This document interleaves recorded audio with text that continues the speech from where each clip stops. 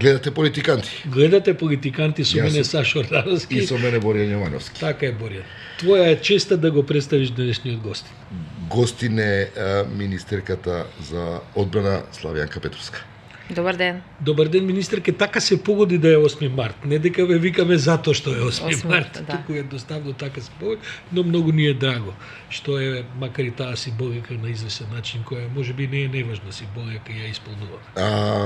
Да, па апропо 8 март, дури некојаш делува цинично да се честита 8 март, кога се знае во каква позиција е жената кај нас, генерално, ај пошироко мислам дека и во Европа има доста црни точки каде што правата на жените се далеко од она што би требало да бидат.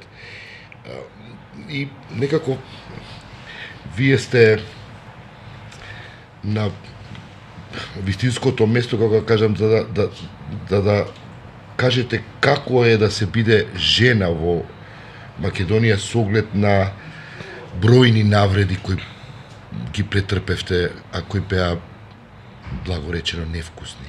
Дали дел од тие навреди се и затоа што сте жена? Тоа е еден напад. Мислам дека за жал да. Мислам дека за жал да. Јас искрено кога започнала на канонада од навреди и напади против мене, кои повеќе се базираа на мојот физички изглед и така натаму, бев изненадена, затоа што мислев дека ќе треба да зборувам и кога сум веќе министерка назначена за министерка за одбрана, треба да зборувам за тоа што ми е делокруг на работа. И апсолутно, кога станува збор за тоа што ми е делокруг на работа, сум подготвена и да бидам подложена на критики, нормално. Меѓутоа, критики кои што се разбира, ако некој е доволно умен, ќе ги сврти, ќе ги искористи да ги подобри одредени работи кои што се предмет на критика. Не мислам дека ќе треба да се бранам или евентуално да слушам некои такви навреди, ама еве. И тој период, ќе речем слободно, го преживеав.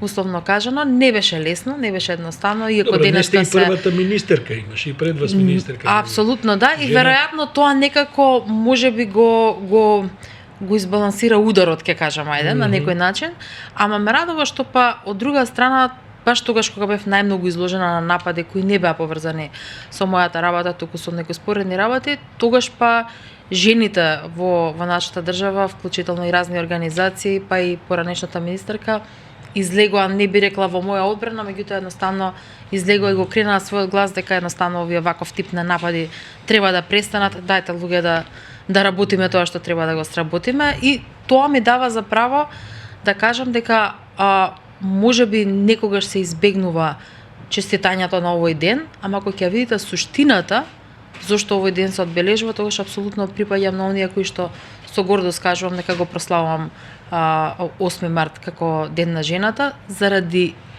би рекла, во чест и почит на сите оние кои што се избориле жената денес. Можеби не сме задоволни со тоа што и трпи простор да дискутираме за тоа колку правата на жените не се почитуваат секаде подеднакво, меѓутоа сме во многу подобра позиција за разлика од тоа што било кога борбата започнала, би рекла. За жените во политиката ме интересира, гледам по доста развиени демократи, веќе соодносот жени мажи доаѓа на 50-50 или е тенденцијата таква. Кај нас не е дека нема жени во политиката, не доволно, се уште не доволно, но и тие што се, дали мислите дека доволно работат на каузата или и понатаму, како кажам, се субординирани на хиерархиски на машката глава? Мислам дека се одлепуваат жените од политиката, од таа некоја перцепција дека сепак мажите се тие кои што координираат или ги водат нештата, нормално во рамките на тоа што може да се направи.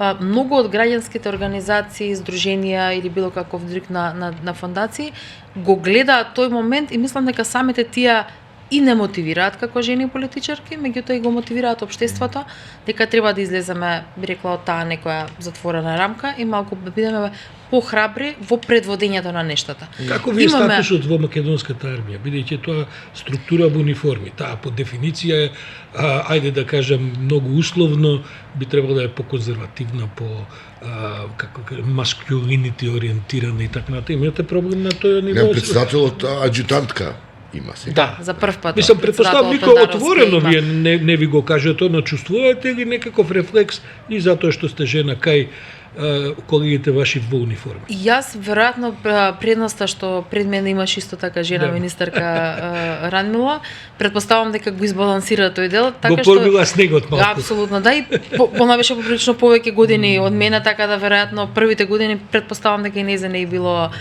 едноставно, ама јас најдов на една средина во која што не ја почувствував, барем према мене како министерка, таа бариера или тој некоја задршка дека еве сега жена министерка ќе имаме, веројатно тоа ми е предноста што и пред мене била жена.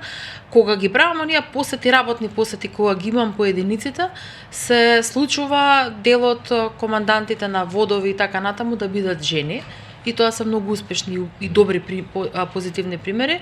Ме фасцинира неколку од нив, кои што обично кога се предава, дали бил рапорт не, меѓутоа кога се дава брифинг, ајде да кажам, за состојбата во единицата и така натаму, имаат еден настап во кој што воопшто не може да приметите дека тие носат некој товар, дека се жена или дека се чувствуваат загрозени од мажите околу нив во униформа.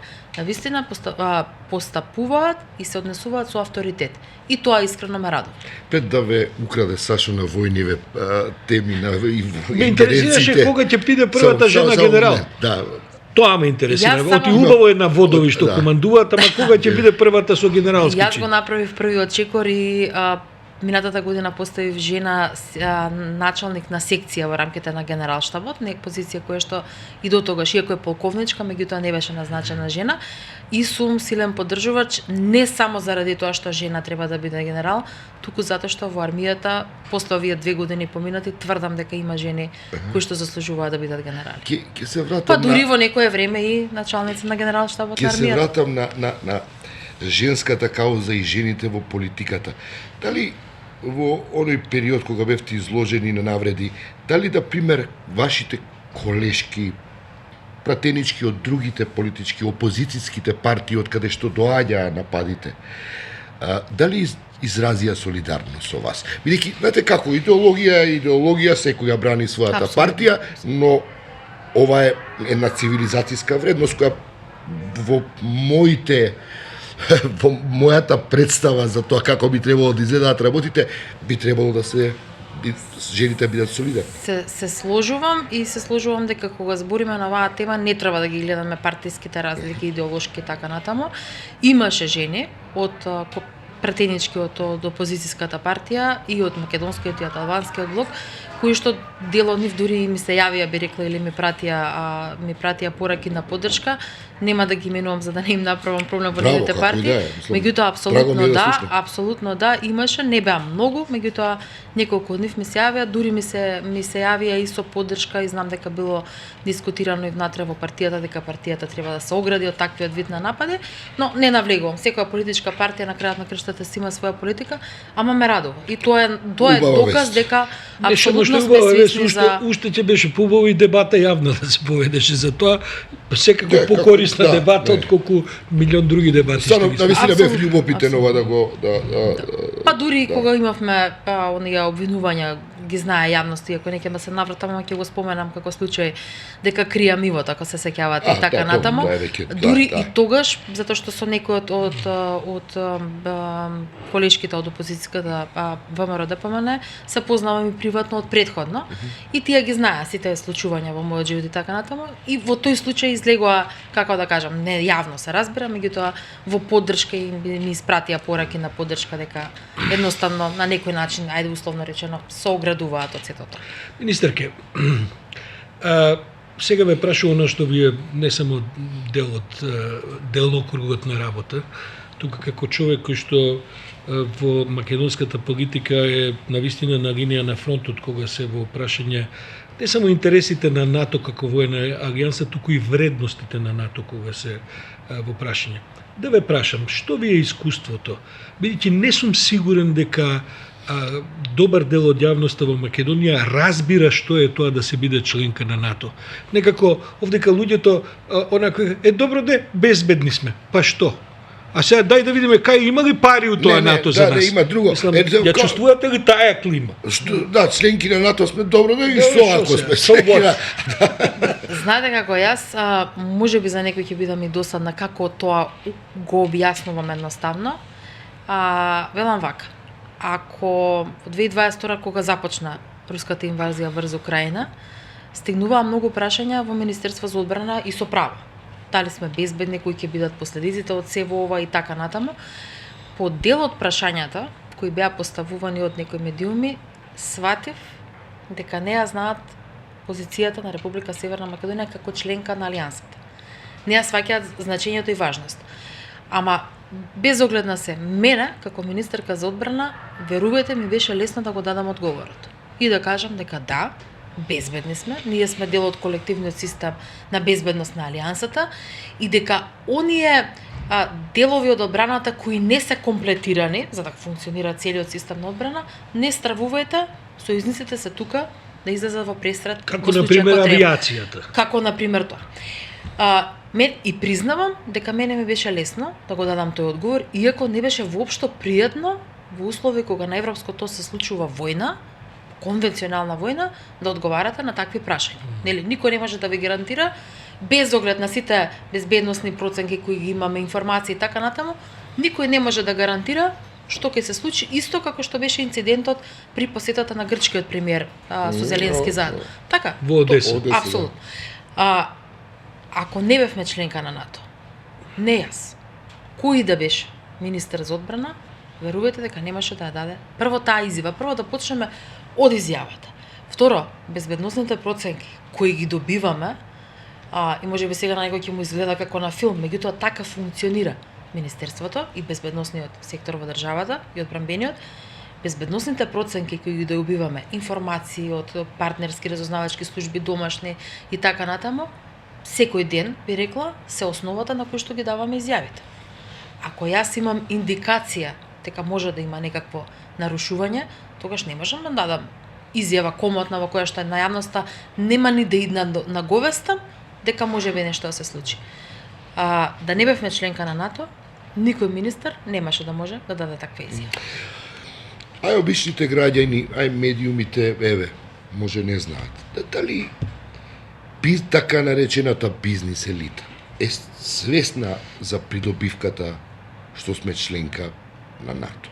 Денеска имате, не денеска, денови ви имате денови. Во вторникот имавме, да. Така, меѓу другото индустријски ден за можностите за бизнисот во не само можности за бизнисот да произведува за земји членки, туку и воопште климата за инвестиции странски за сосема претпоставам дека е таа поинаку, значи инвеститор кога влегува една од проценките и колкав е ризикот за неговата инвестиција. И инвеститор кога влегува, странски инвеститор, меѓутоа и домашните инвеститори кога сакаат да го зголемат, да го прошират производството, исто така ги гледаат сите параметри во државата, општествено-политичко обкружување, начин на функционирање, стабилност на правниот систем во државата и така натаму. На сето тоа, основата, темелот на функционирањето на една држава и теоретски само што ќе навлезам во проблематиката на една од кандидатките за председател, меѓутоа основата на државата е системот на одбрана, на безбедност и на стабилност на државата. Се понатамо се би рекла пропратни елементи или столбови кои се подеднакво важни, меѓутоа ако ја немате безбедност и стабилност во државата, зашто ќе зборуваме? Кои се вашите проценки, колку насто од јавноста би излегла од НАТО, би гласала за излегување од НАТО? Бидејќи имаме веќе профилирани политички платформи кои пропагираат излез од НАТО. Во овие околности сепак сметам дека тој број ќе биде многу мал. Не благодарно е сега да лиферувам со бројки, меѓутоа јас би удела по нека слободна моја проценка дека тоа би биле под 25%. Кои би гласале за излез од НАТО. Да. Да ве прашам во искиот склоп на тој менталитет на размислување. Понекогаш се паѓам од смеење, ама тоа не е за смеење, тоа е можеби за посериозно, па не издржувам да се насмеам. Има луѓе викаат, па шо, ако сме членки на НАТО, шо не условевме ние Шведска влезот со тоа Бугарија да го промени ставот. Ај малку кул тоа, има ги. Знаете како? Така, оти луѓето не знам какви имаат идеи како тоа функционира. Сега вака ќе бидам искрена со вас. Не дека не сум го чула и јас тој муабет. И не како велам Турција може, ние не можеме. Не велам дека од сериозни нивоа на комуникација, меѓутоа да, го има тој момент, па ако сме членка на НАТО, зошто ние да не ставиме вето? Знаете како, ставањето на вето прво треба да има позадина. Зошто? Во случајот со Финска и со Шведска треба да имаме оправдување зошто према тие две земји ставаме вето. Ние имавме принципиална и се уште имаме таа принципиална политика во делот на проширувањето на алијансата.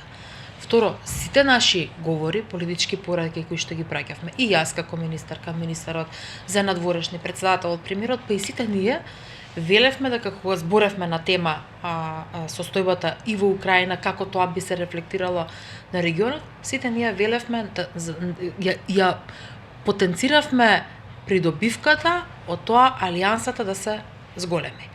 Ние сите велевме дека една од намерите на Русија, освен подкупувањето на Украина и тоа што го прават таму, беше и да го искористи тој конфликт во Украина, да создаде немир, па и поделби, ако сакате, во рамките на НАТО алијансата. И тоа не им успеа. Ние видиме дека еден од начините на кои што не објавувате конвенционална војна, меѓутоа предизвикувате немир, нестабилност и така натаму, се и ваквиот тип на облици. Тоа значи дека ќе игравме апсолутно на линија на Русија.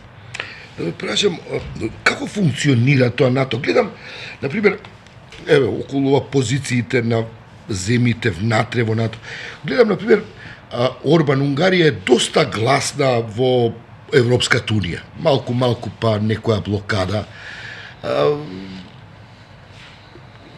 Орбан го поддржува Путин на известен начин, но во НАТО не гледам дека прави било каква пречка во однос на било каква одлука која НАТО ја носи во однос на Украина. Како функционира тој систем?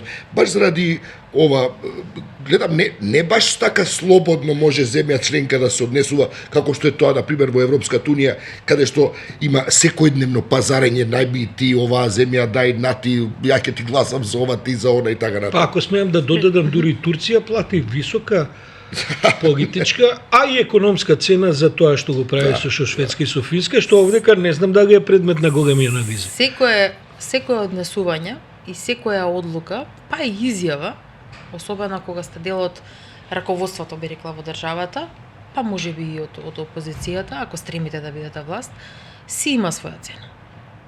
И можеби некогаш јас би сакала, иако не ми е тоа во мојот карактер, меѓутоа гледам кај некои од колегите и позиција и опозиција, можност да дадат изјава со која ќе се допаднат на јавноста. И тоа е многу лесно. Ако го одлучите тој пат на градење на кариера, секогаш да давате изјави кои се допадливи, ама при тоа да немаат основа, можеби моментално ќе ви го зголеми рейтингот, ама долгорочно нема да обстоите. Го тврдам тоа. Или ако обстојувате, ќе бидете секогаш на страна некаде. Никогаш не може да бидете дел од тој естаблишмент политички кој што ги креира и ги спроведува одредени политики. Ги дадовте примерите за тоа кога некоја земја како се однесува во рамките на алијансата, што понатаму се случува.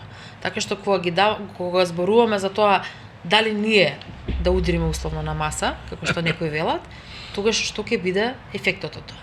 Каде е предноста и јас сега не би можела да зборувам за состануците на министрите за надворешни, ама состануците на министрите за одбрана се чувствува дека соработуваме или дека сме дел од одбранбениот систем и во државата, меѓутоа и во алијансата. Покрај овие состаноци што ги имаме на политичко министерско ниво, надворешни и одбрана, постојат и комитети, како што е војниот комитет. Тука се расправаат навистина прашања во кои што нема претпоставки. Тука буквално се прават планови за тоа што ако Алијансата има потреба да ги активира своите вооружени сили, а тука сме сите ние земји членки, со точно одредено кој, како, кога би бил активиран, како ќе бидат распоредени и на кој начин ќе реагираат на определена закана и така натаму. Така што тука импровизација нема. Ако политичарите може да си дозволат импровизации, па дури со политички изјави, во војниот комитет и особено во комитетите кои ги состануваат разузнавачките служби и овие цивилните и военото разузнавање, тука импровизацијата е сведена, јас би рекла, на минимум или воопшто и да не постои. Очигледно затворен систем, доста доверливи информации кај што циркулираат. Како се штити тој систем?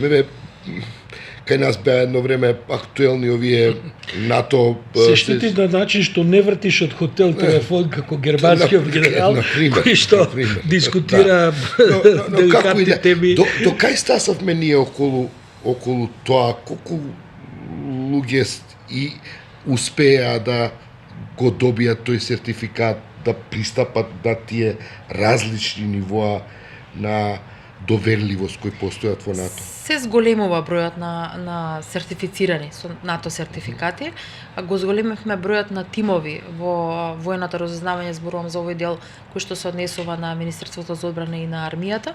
Го зголемивме бројот на тимови кои поминуваат низ соодветна обука за тоа како, на кој начин се прават и проверките, меѓутоа и интервјуата со кандидатите за сертификати, така што тој работиме, ајде да речам, во континуитет на добивање, затоа што веројатно треба некој малце подолго време да помине во Министерство за одбрана и во армијата, за да свати дека ние навистина живееме како НАТО земја членка. Зборам од наш аспект. Постојат одредени правила, многу се тие строги правила на комуницирање, кој што рековте, меѓутоа и на располагање со документи, особено тие каде што има дознаки одредени НАТО секрет или така натаму. Еве пластично за да и на гледачите им биде појасно. Кога патувам, например, јас за министерски состанок во Брисел, во мојата папка не смее да има документ кој што има било каква ознака НАТО. Јас се подготвувам дома, во канцеларија во Министерството. Има дури и посебна просторија, еден половина спрат е определен за тоа, со посебни услови на режим, се знае како се знае како се влегува и така натаму. И јас, како министерка, не смеам да влезам со никаков тип на електронски уред, значи нема тука кој влегува, небитно, едноставно правилата важат за сите. Моето прво влегување во таа соба кога бев назначена, буквално ги поминав сите безбедносни процедури како било кој да влегува. И тоа е добар, позитивен пример, тоа кажува дека системот функционира за сите. Ако сакам да излезам и да се јавам на телефон затоа што некој можеби итно ме побарал, тогаш ќе излезам надвор од таа просторија, надвор од ходничето на просторијата и така натаму, и тогаш можам да разговарам на телефон. Циркулацијата на документите кои, како што реков, се со НАТО ознака, се знае точно. Ги читам, да, се запознавам, потпишувам дека сум го прочитала документот и го враќам. Не смеам да го задржувам кај себе. Хипотетичко едно прашање, например, како знае НАТО, војниот комитет, каде што се носат тие најоние стратешки војни одлуки, проценки, планови и така натаму, дека човекот кој е од Унгарија таму, премиерот Орбан го има тој документ, бидејќи премиер, нормално, и дека премиерот Орбан кој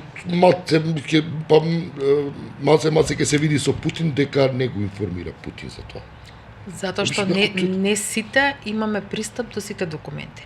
Ако прашувате, например, за плановите за распоредување, ние како политички функционери би кажала, ги немаме тие планови. Затоа што и ние не командуваме со тие сили.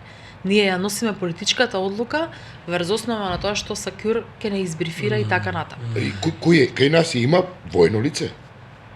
Во учество, да, началникот на генералштабот учествува на тие комитети. И тој не е должен вас да ви информира за некои работи? За детали не. Меѓутоа се разбира, тие детали се исто како да речеме плановите во нашата држава. Така што тие се заштитени, затворени Ајде малку да излеземе од овие глувиве соби на строго армијски прашања. Во таква глува соба инаку ги одржуваме и министерските составници на НАТО, каде што без оглед кој од која држава министер доаѓа, правилото е нема мобилни телефони, нема iPad, нема електронски уреди и така натаму. Брисел во седиште на НАТО и повеќе пати и тоа. Така што тие правила важат и за министри, и за председатели на држави и самите кога се организираат, нема пардон би рекла. Убаво, министерке. Ја слушнавме оваа сторија околу НАТО. Четвртина од населението може би гласала да излеземе од НАТО. Помалку би рекла, ама. Добро, во ред. Рековте 25%, па еве да речеме нека и петина. Што Јас мислам дека ако дојде до таква да се носи вистина таква одлука, дека ни 5% нема тоа да го направат. Добро, тоа се предпоставки кои што пред кооперација каламите се предпоставим. Поддршката за НАТО е се уште сепак висока. Мислам дека последните некои анкети кои што ги гледав е околу 80 над 80%. Па со оглед на целата ситуација со безбедноста во Европа, па и во светот, ако сакате, тоа се многу високи бројки, бидејќи навистина се е превртено на глава. Факт е дека Путин во стратегиска смисла го засили НАТО и би рекол и Европа, и прашање колку сме ние се вклучени во тие движења во Европа да се создава и европска безбедносна струга, но друго ми е прашањето. Неодамна во парламентот ви поминаа два многу важни закони кои што се однесуваат на армиската служба и на службениците кои што работат во министерството, бидејќи навистина со години некои од тие, не некои, туку сите луѓе не беа еднакво третирани и така натаму. Ја слушаме оваа целава сторија која раскажувате и не само вие за важноста на НАТО и така. Ќе има ли тоа некаков рефлекс и некакво влијание врз изборите? Бидејќи за 2 месеци излегувате на избори и вие сте политичар, дел од владеачката структура. Мислите ли дека тоа допира на добар начин до јавноста? Па мене не ми беше целта тоа, да речам, да заработам политички поени или сега во пресрат на изборите. Тој закон ќе беше особено овој за вработените во министерството и порано донесен ако не беше блокирано од опозицијата. Така што веројатно тие го истемпираат темпото сега да се донесе, за жал. Мене ми е криво што не се донесе порано кога влезе условно во парламентот, беше блокиран со десетина илјади амандмани, затоа што многу од процесите во министерството како работни процеси ќе беа подобрени и ќе се постигнаа подобри резултати. Тој не доби европско знаменце тој закон? Не, немаше основ да добие европско знаменце. знаменце. Ние и други закони што нема основ да добијат. Знаете како, јас сум од оние кои што не сакам да ги прекршувам правилата и не сакам да импровизирам дека ајде сега ќе ставиме по некој основ било европско знаменце за да скратиме процедурата, затоа што јас искрено и бев изненадена зошто овој закон е блокиран.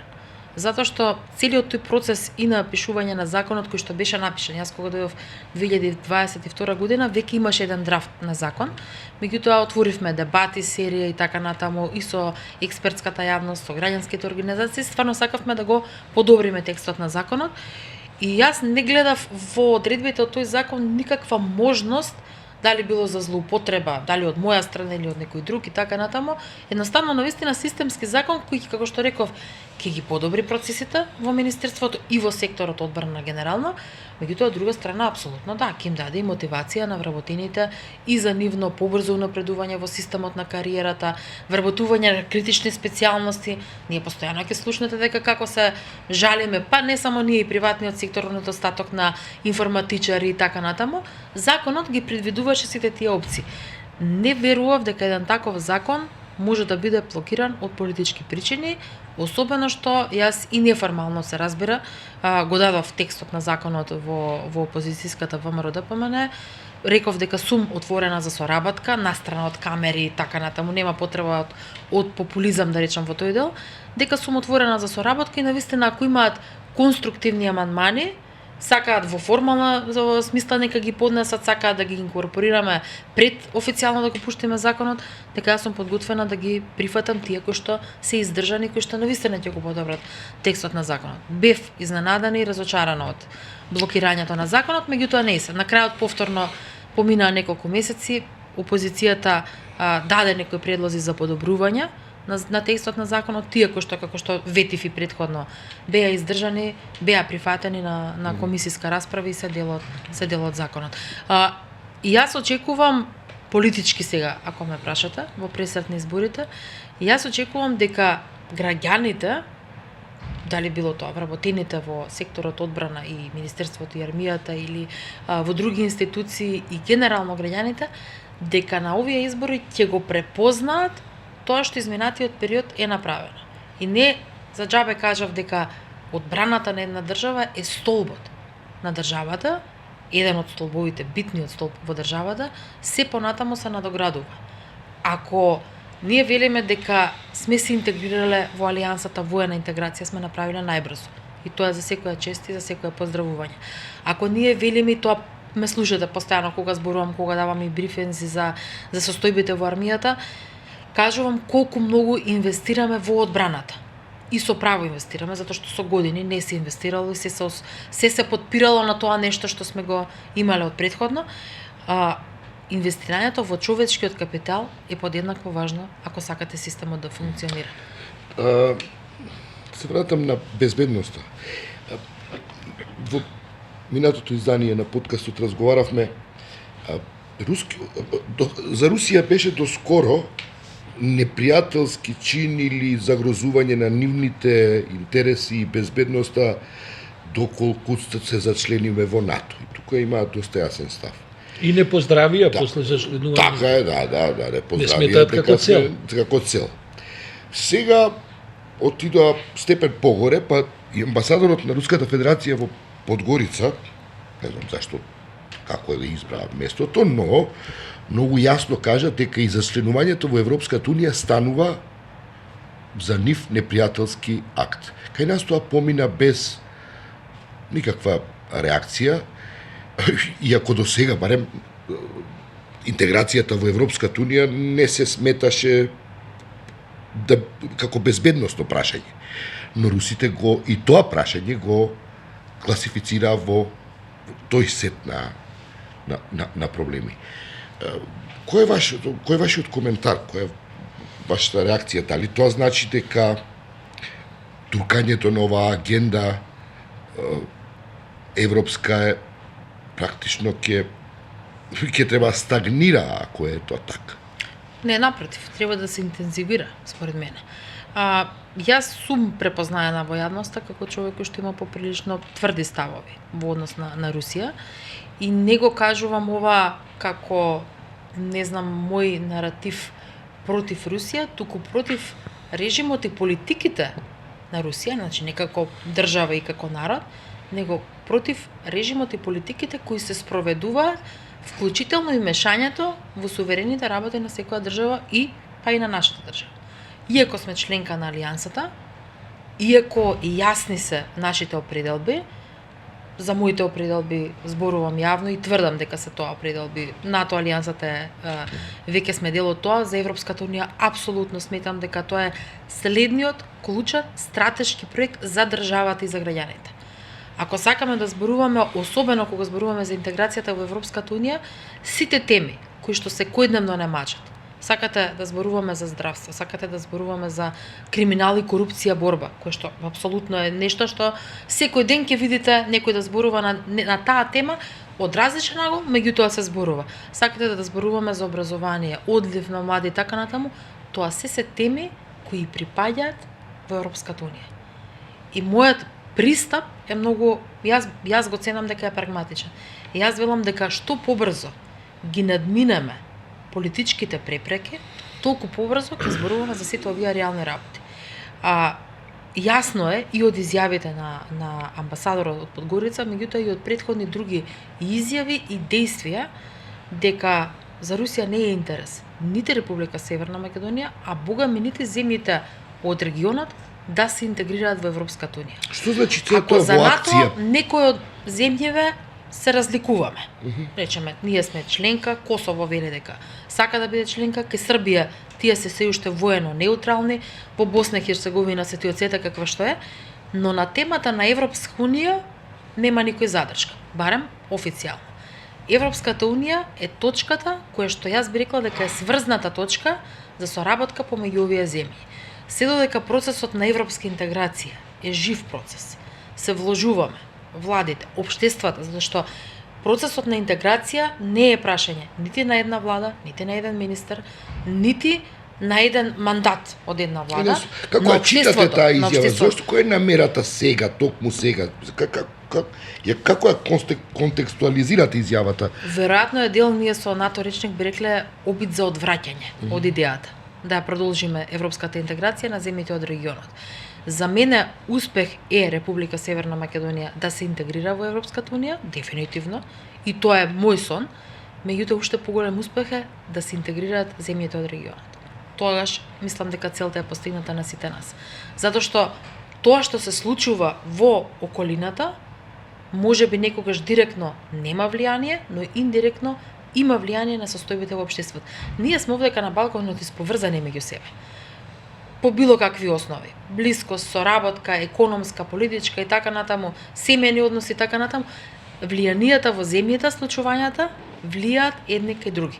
Зборам, сега не го зборам од безбедносен аспект, меѓутоа од општествен аспект. Затоа е многу важна европската интеграција. И за мене, во известен момент, тоа и да, представуваше безбедносно прашање, затоа што кога немате соработка, кога имате раздвоени држави, кои не комуницираат, а се тука во околината, кои не комуницираат меѓу себе или се некако, ајде да кажам, понастрана, тогаш просторот за продор на трети влијанија, кои јас ги нарекувам штетни влијанија, е слободен. Дали после оваа изјава следат, очекувате оперативни дејанија, што би се рекло, кои ќе ја материализираат оваа изјава на рускиот амбасадор? Па, не дека очекувам, ама јас би рекла дека тие не се запрени. Знаете дека изминатиот период имавме протерување на повеќе руски дипломати, кои под оправданието дека се дипломати во нашата држава, всушност беа, фатени, условно кажано, од нашите разузнавачки служби дека работат активности кои не им се Нешто тој во врска со попис армијата.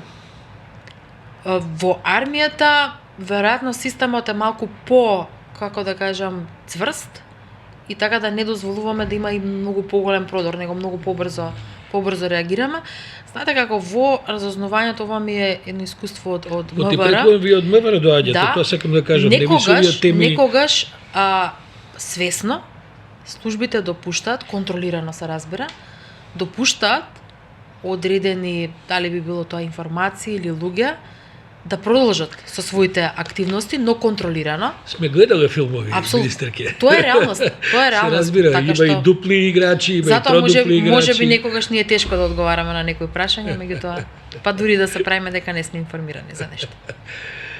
Боријан, ја не знам како и стои партијата на министерката. Ти ова се што ни го раскажува министерката. Не, ми се убаво звучи, се ама задржал на проценките, ако може уште малку во овој сет на прашања.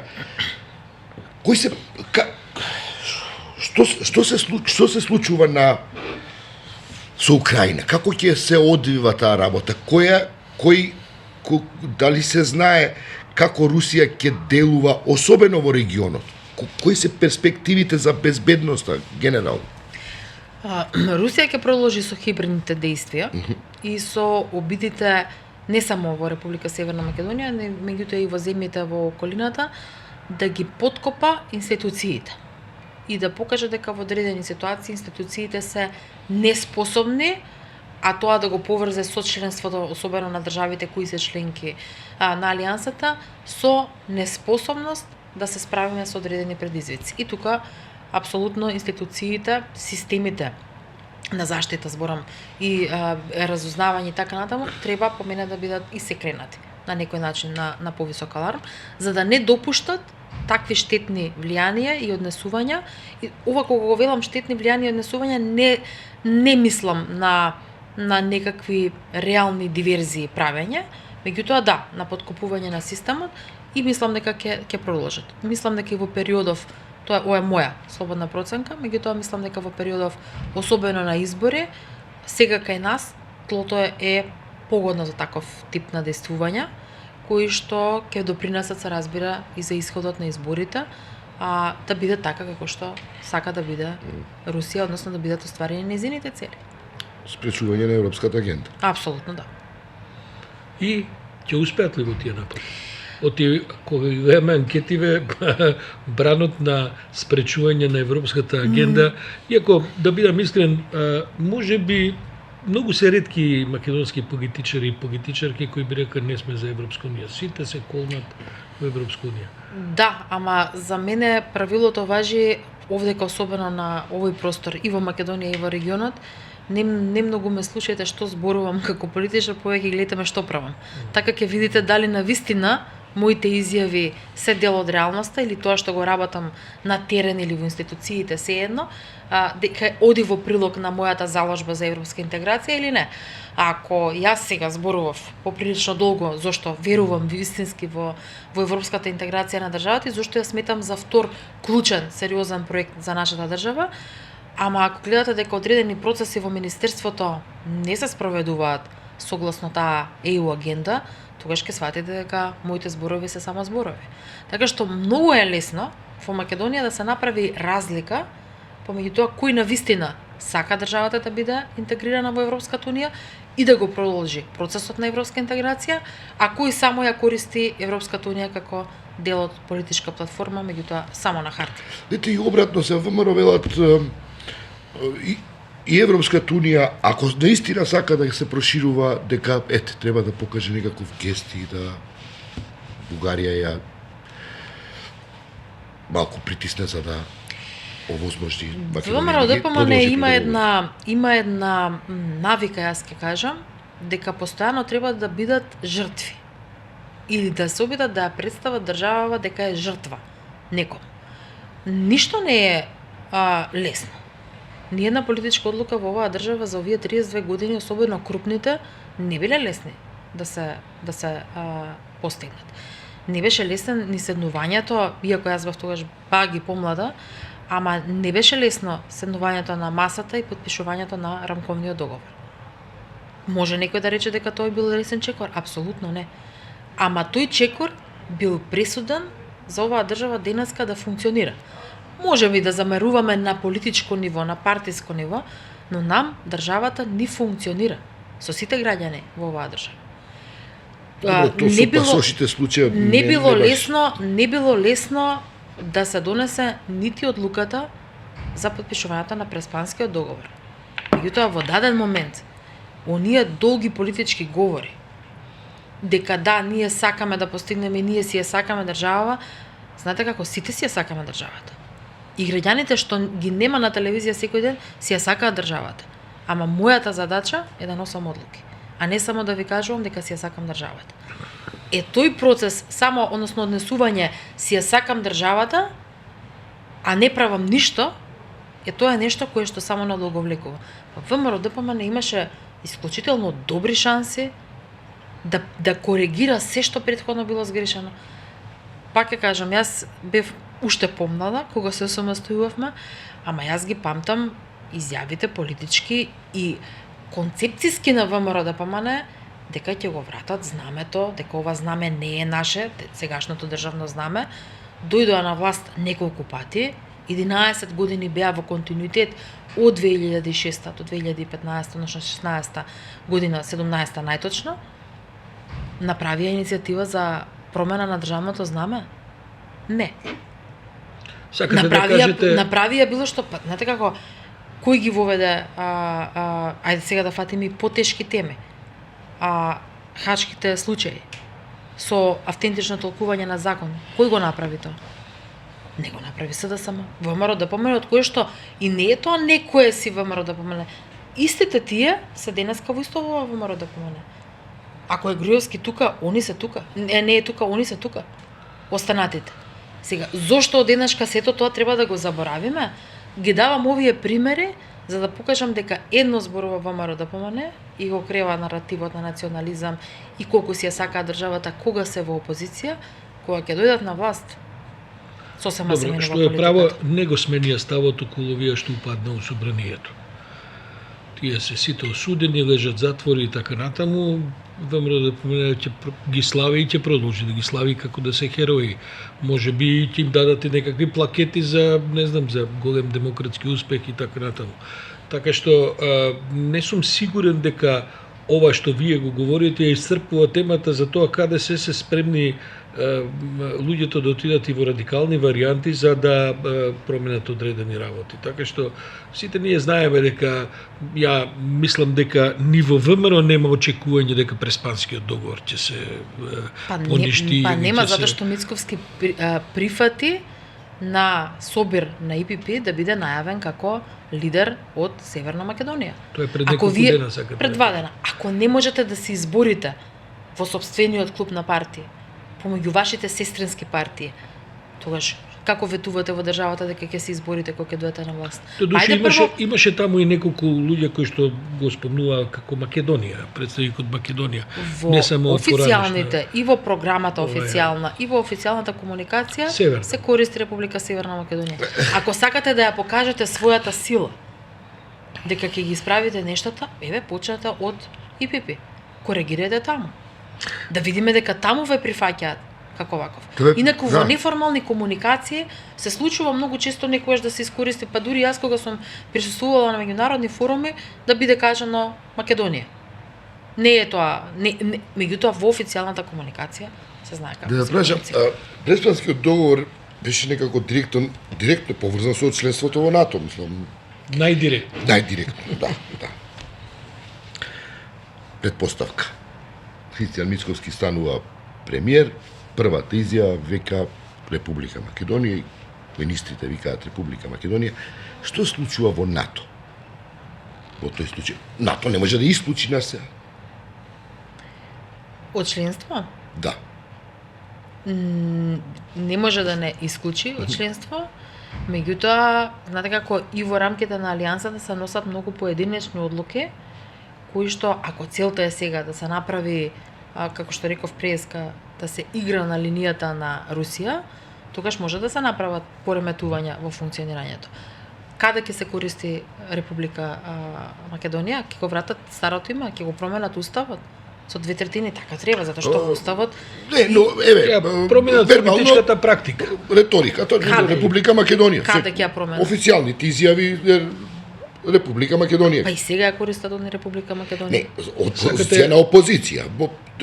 Зошто градоначалниците не ги избришат Република Северна Македонија и на документите на кои се потпишуваат не ставаат Република Македонија? Дали ќе можат, дали ќе имаат пречка тоа да го прават, ако сакаат? Ама зошто еве во ИПП сега не се изборат да не го користат Северна Македонија?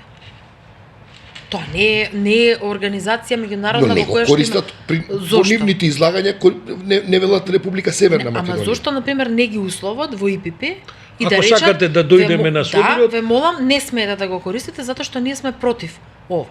Затоа што сметаме дека со тоа ние неправда донесен така натаму. Мицковски сам вели, Преспанскиот договор е донесен и како таков тој не може да се. За внатрешни работи кажа како од позиција на министер и на правник дека таа веќе завршена работа. Реакциите од НАТО, Грција, НАТО и така натаму, ако вербално од позиција на премиер, министер за надворешни, за одбрана се користи тоа ќе биде таквото однесување ќе биде сметано за сигнал дека лидерството во државата, ако бидат власт, така, од позиција на власт, дека лидерството во државата превзема чекори кои не се во интерес не на Алијансата, туку во интерес на државата. Па што? Не враќа назад. Па што ќе речат? Добро, ние во интерес на не би рекла, а како како нашиот идентитет сега не постоиме ние? Овие години не го спорам тоа, него ви кажувам, знаете дека во рамките на Алијансата, јас како министерка за одбрана, ако сакам, имам право да зборувам на македонски јазик. Јасно е тоа. Не разбирам што имаме право да зборуваме на македонски јазик. Документите да ги преведуваме на македонски јазик и така натаму. Кој ме спречува во остварувањето на мојот идентитет сега? Ајде нека каже некој пример кој нас како министри, како држава не спречува во остварувањето на нашиот идентитет. Поинаку го толкува тоа, дека потребата на Северна Македонија е за дирање во идентитетот. Вие не мислите така, тие мислат така. И да речеме ќе решат да употребуваат вербално Република Македонија. Затоа што ВМРО-ДПМН нема друга тема за која може да зборува. На која тема ќе зборуваат? Што направиле за армијата во оваа држава? Сакате да ги извадиме бројките? Не, пак не ме разбирате. Кои Не, се дали затоа има велам, консеквенции? Темата на името. Значи во ВМРО-ДПМН се помирени со фактот дека Преспанскиот договор е во сила. Да. И дека нема да го сигурно да променат. собираат две третини за да го И нема да го променат. Да. И нема ни да се обидат да го променат, верувате. Дека нема Но да се обидат вербално да ќе го го променат. користат старото име. Вербално ќе го Република користат само Македонија. на партиски состаноци. И можеби некојаш ми се случува, еве па и во настапи с преска ми се случи да речам Македонија. Тоа не е страшно. Во официјалната комуникација на државата се користи уставното име Република Северна Македонија. Таа тема ВМРО-ДПМН ако дојде на власт ќе ја заборави за месец дена. Како што ги заборави И сите мислите овие дека теми. на пресконференција ќе си се подпишуваат со Република. за подпишување едно. Зборува вербално на пресконференција едно е Република Македонија, Република Северна Македонија. Зошто да речеме на документи да се подпишуваат и сега со Република Северна Македонија? Зошто? Зошто амандманите во собрание ги поднесуваат со Република Северна Македонија? Зошто не пркосат тука? Зошто градоначалниците не го користат Република Македонија, го користат Република Северна Македонија во официјална комуникација? Затоа што станаа градоначалници. Затоа што веќе во втор план им е на градоначалниците името. Сега пред избори ќе се разбудат, па ќе даваат изјави дека тие никогаш нема да го изговорат. Го изговараат Северна Македонија. Го изговараат, само не се доволно храбри да им кажат на граѓаните дека го изговараат Република Северна Македонија. И јас кажав, одлуката за промена на името не беше воопшто лесна. Некои политичари кои тогаш беа на челни позиции, премиерот Заев и така натаму, во нивната кариера ќе стои дека тие биле тие кои што ја направиле оваа промена. Ама за мене тоа не е минус. За мене е тоа храбар и мудар чекор, кога знаете што се случува во светот, да донесете за да ја штитите сопствената држава. Храбрите одлуки ја штитат сопствената држава. Не ја штитат изговорите кој е предадник, кој е патриот. Не ми одговоривте само околу можните последици на меѓународен Изолација. план. Изолација апсолутно, затоа што никој не сака да седи со вас на маса ако вие ги менувате политичките ставови и однесувања во зависност од тоа како сакате дома да бидете допадливи или не. Меѓународната политика е многу сериозна прашање. Ние имавме еден период во оваа држава кога бевме, па можеби не цели 11 години, ама јас би рекла слободно некои 7-8 години добро изолирани. Ако сакаме да се враќаме пак во тој филм, ВМРО-ДПМН нека врати, ама нека каже. На вашето место овдека пред некоја недела седеше еден истакнат ВМРО-вец, кој што вика, види, со бугарите може уште и нешто малку да се скараме, немој со грците ти обравме Бостон. Човекот е долгогодишен бивш министер. Знаете, Така ако се вратиме наназад и ако видиме во делот на европската интеграција, да речем, кои земји, па што ја формираа Европската унија, меѓуто и подоцна кога пристапува, правеа и другите земји отстапки. Не е дека само ние сме тие кои правиме отстапки. Зборам во процесот на европска интеграција како придобивка.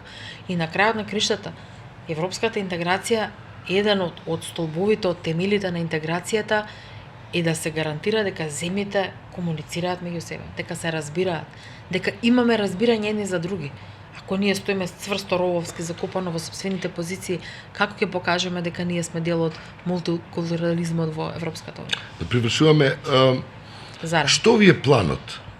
Да се одите во опозиција или за истиот ресор или нов мандат или друг ресор? Во Министерство за одбрана. Јас искрено, иако дојдов од секторот внатрешни работи, како шеф на кабинет на тогашниот министар, кратко време нели бев и пратеник, јас би сакала и веќе си ја подготвувам листата на проекти за следниот мандат како министерка за одбрана, затоа што одбраната, благодарение на се она што беше направено од 2017 натака интензивно, тоест наваму, допрва сега, ја би рекла, го зима залетот да направи уште поголеми постигнувања. Процесот на модернизација е само еден од сегментите, меѓутоа и генерално армијата, одбраната во државата треба да добие нов современ лик. Не велам само нов современ лик да купуваме нови модерни средства, какви што се прават, меѓутоа и вртење кон паметна одбрана, соработка со компаниите, нови технологии, воведување и така натаму. За сето тоа има почва, има погодни институции во На државата. основ на што ви е тој план со оглед на анкетите? На Кои не говорат во прилог на планот? анкетите за мене се индикатор за тоа какво е расположението и можност со правилна стратегија, зашто изборите се стратегија. Со правилна стратегија практично да се испрезентира тоа што е, едно подсетување мало што е направено и уште поважно, што ќе бидат идните проекти. Она што досега е сработено во државата, со сите мани и пропусти, ќе кажам. Тука не треба да бидеме затворени, да речеме, не, ние само да ги кажуваме убавите работи што сме ги направиле. Не треба да меѓутоа, тоа се апсолутно, гледа. не, апсолутно. Треба да бидеме свесни и за слабостите кои се детектирани и кои секој од нас ги знае. Ако ви речам јас дека во Министерството за одбрана нема слабости во функционирањето, спорам оние секојдневни процеси и така натаму, тогаш верувате, сигурна сум дека ќе помислите дека јас не знам што се случува во Министерството. Ама ако ви кажам дека да, детектирани се одредени слабости кои треба да бидат надминати, тогаш зборуваме на реална, на иста основа. Така што пристапот кој ќе го имаме, јас мојот план е таков, да биде мојот пристап во кампањата и према граѓаните, поинаку не би прифатила. Очекувате да бидам некој дел. драматичен пресврт, граѓаните рече, ле, да, ова уствари вака Јас беше. очекувам граѓаните дека ќе ги видат споредбите на терен. Не само вака во политички изјави, затоа што во кампањата ќе се ги покажат многу луѓе вистинските лица. Мислите дека во вашиот ресор ќе има опозиција која ќе говори против овие теми што овдека ги загатнуваме? Мислите дека ќе има некој кој отворено ќе говори со резерви за Северноатлантската организација? Па некои од политичките, помали политички партии, да, тоа го прават. Добро, ама тие не ви се вас директно опоненти. Меѓутоа, овие Бидејќи другиве кој ќе ги не. слушнете ВМРО ДПМН, да речеме, кој ви е принципијалниот политички Да. противник, на теми за Европска унија, на теми за НАТО, без разлика што не собрага храброст никога се дига знамињата да се појават и да аплаудираат, сите тие имаат само златни текови излегуваат од устите, како е тоа. Еве, вчера лидерот на опозицијата, или можеби денеска, дека Европската унија нема алтернатива. Ама тоа помеѓу нема алтернатива и како да се стигне до таму е една голема всушност алтернативна политика. И затоа реков, не слушајте нас политичарите што зборуваме, гледате на што правиме. Да, ма и они Планот, гледаат, ќе треба да го кажат гласачите планот. гледаат што правите и веројатно тогаш ги гледаат и нив, а се уште опозицијата е во значително водство во сите предизборни истражувања на јавното мислење. Така што можеби не правите толку многу добро, можеби не во вашиот ресор, туку во некои други ресори, за да јавноста биде на ова девиза, не гледате што зборуваме, туку што правиме. Не, мислам дека во предстојниот период, како ќе влеземе и во самата кампања и така натаму, ќе се засилуваат реториките од една од друга страна и мислам дека граѓаните повторно, моја претпоставка е дека ќе се потсетат на тоа што се случувало и дека ништо во страната на опозицијата не е променето. Одлучивте ли што ќе правите, како ќе настапите на парламентарните избори со ДУИ, Алијанса, заедно, Европски фронт, не Европски фронт? Па и ќе ве имали вас на изборната листа? Или тоа е разрешена работа? Официјално Секој води сам. не сме донеле официјално одлуката, меѓутоа голема е веројатноста, но се поизвестно е дека ќе настапуваме со нашата коалиција досега. Ќе ве има ли вас на изборните листи? Ќе трчате во некој од изборните единици? Ке ми биде чест, има шпекулации, сега ги гледам деновиве и за некои други изборни единици. Разговарано е во партијата, еден од предлозите е да бидам некаде носител, меѓутоа јас сум подготвен и ке ми биде чест да бидам дел од листите. Уште едно прашање имам за НАТО.